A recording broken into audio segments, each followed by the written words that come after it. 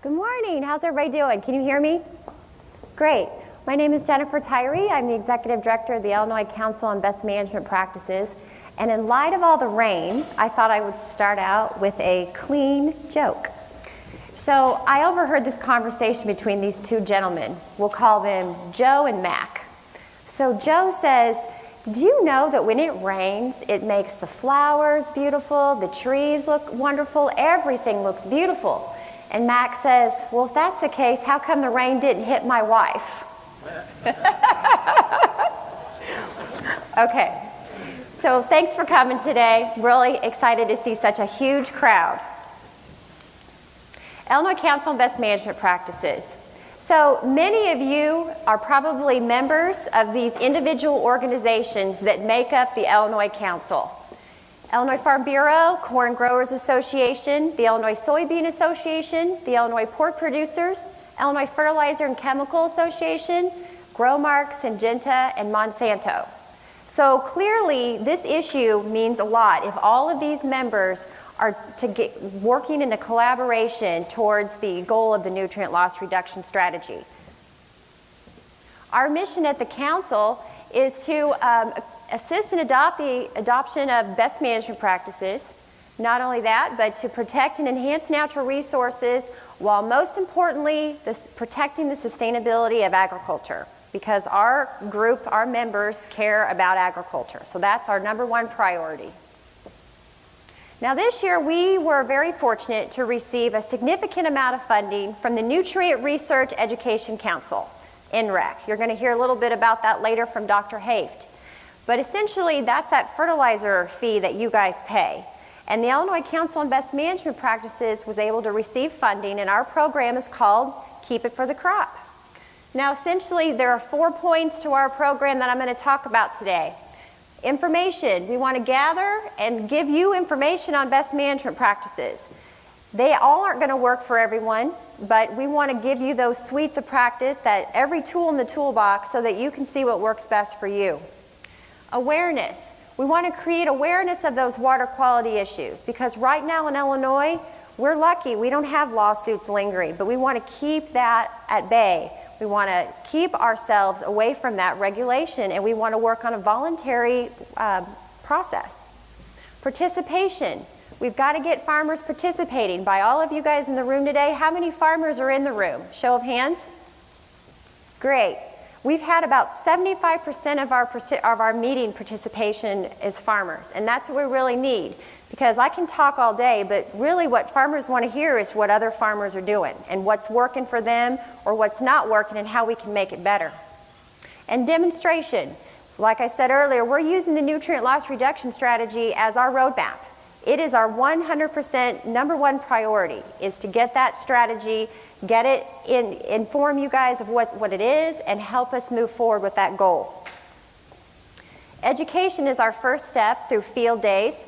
You'll hear later from Pete Fondell. He's our cover crop specialist in this area, and we've got people that are setting up cover crop events, field day events throughout the state for the rest of the year, so that you guys can come and ask questions and learn more information. We're also trying to set up these meetings on a regional watershed level, because as Lauren mentioned, and I'll reemphasize, you've got to start with these local watershed projects. The funding is limited, and the funding that is available, they want you to have these watershed level projects. So we have to get motivated and work together. Promotion. I hope you're all wearing your What's Your Strategy button, because this is number 10 of 11 meetings that we've had this June. I haven't seen much of my family, and I know Lauren and Jean haven't either, but we have been taking it to the road, getting these farmers motivated across the state, and we've been able to do this through INREC. This is another funded program that we've been able to offer this outreach. Now, not only have we been doing these meetings, but come July, you're going to start seeing things in the newspaper, you're going to hear radio ads, you're going to see things online, because we realize that everyone gets their information differently. So if you don't hear about the nutrient loss reduction strategy at least 3 times, we haven't done our job as communicators, because we are going to inundate the agriculture news waves with the information about the strategy. So be listening and share that information with your colleagues and fellow producers. Cover crop training. Now I talked a little bit about Pete. He's in the back. If you want to wave, Pete. He'll be talking a little bit later. Well, we have 5 of them across the state of Illinois. And what they have been doing this year is setting up smaller meetings at local soil and water districts and NRCS offices and motivating farmers to talk in smaller 20 to 30 people settings and find out what's worked for them with cover crops, what hasn't worked for them. We've encouraged farmers that have never tried cover crops to come to these meetings to learn more about those. And so Pete will be here to talk with you about it and to give you some upcoming events that are coming up. And you can follow us on our website for more updates as we keep planning more events throughout the year. As I mentioned, we have 5. Pete here is in Bloomington. We've got them located across the state so that they can meet with local soil and water districts and try to provide outreach where necessary. Demonstration projects. Illinois CB&P has been able to get 4 off the ground. I list 3 here. One is in Springfield at Lincoln Land Community College. One is at Illinois Central College, which Pete Fondell is helping us spearhead. One is at a farmer's property in Peoria County, George Roberts, and we also have one at Sugar Grove Nature Center in McLean.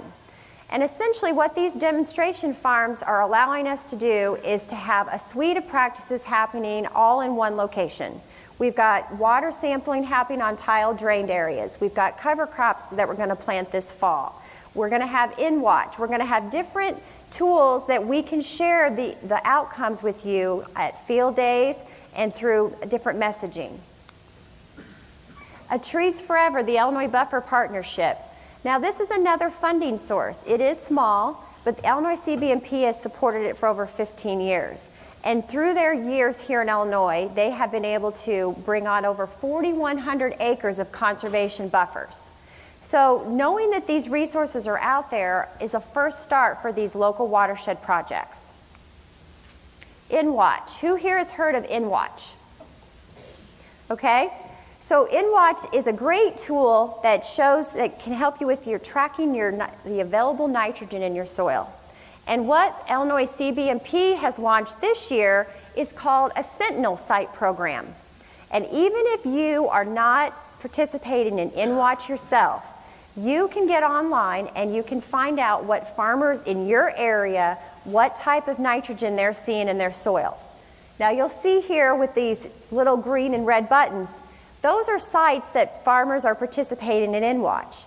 You can sign up to get updates every time they get a new soil sample. You're not going to know their name. You're not going to be able to drill down and see their backyard. But you are going to be able to look in a geographic region near you and see what's happening within the soil.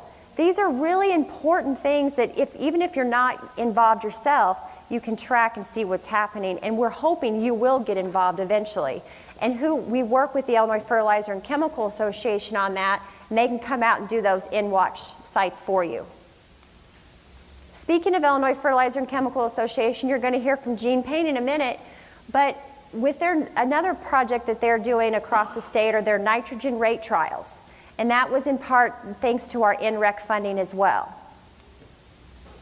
Now, a really popular project that has shown a lot of success and gives you a good example of a local watershed project is in Lake Springfield. But before I talk about Lake Springfield, I'm going to ask you a question. And I know it's 10:30 in the morning, but who here has heard of Coors Light? Anybody? Okay, well, I bring up Coors Light because in Danville, Illinois, they had a problem with their nitrate level, and they got over 10 parts per million in their drinking source. And so Coors Light, they didn't donate beer, they had to donate bottled water to pregnant women and infants under the age of 6 months because of that 10 parts per million level. And Lake Springfield was proactive and did not want to see that happen in their watershed. They have over 165,000 drinking water customers in their watershed.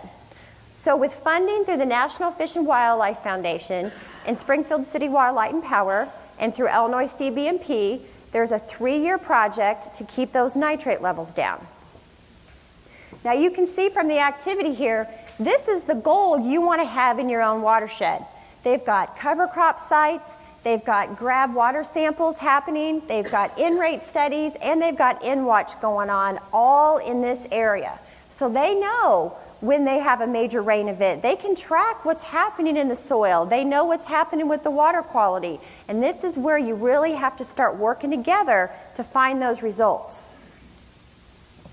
Now, Illinois CB&P just launched a brand new website last week, and I wanted to make sure you're aware of it because we're going to continue populating it. All the presentations from today are online. We have videos and new articles and different things. You can join our newsletter for updates. But this is an easy way for you to stay involved and find out as things change when the strategy does get released, hopefully in July. Collaboration. I would be remiss without saying that how important collaboration is, especially on these local watershed levels. But with us here at CB&P, we wouldn't be able to put these events on without the Soil and Water District staff and all of the member organizations pulling together for this event. And NRCS and our local, the Illinois Department of Agriculture and Illinois EPA, all of them working together because we have such a small amount of funding, we have to work together to get things done. Surveys. So all of you have a survey on your table. I encourage you to fill it out. We're not going to sell your information to Best Buy, but what we are going to do is we're going to survey you again next year because we want to know what you've done differently. You guys can be no-till for 25 years, and if you don't tell anybody, and if we don't start documenting what you're doing, it doesn't make a bit of good. It doesn't make any help for us. So please fill out the surveys. There's also going to be some $50 gift certificates to Tractor Supply. So if you fill it out, you will be in a drawing for that. So it's a win-win. So please fill out your survey, okay? Here's my contact information. I'll be around after, and I really appreciate you coming. I'm going to turn it over to Gene Payne with the Illinois Fertilizer and Chemical Association.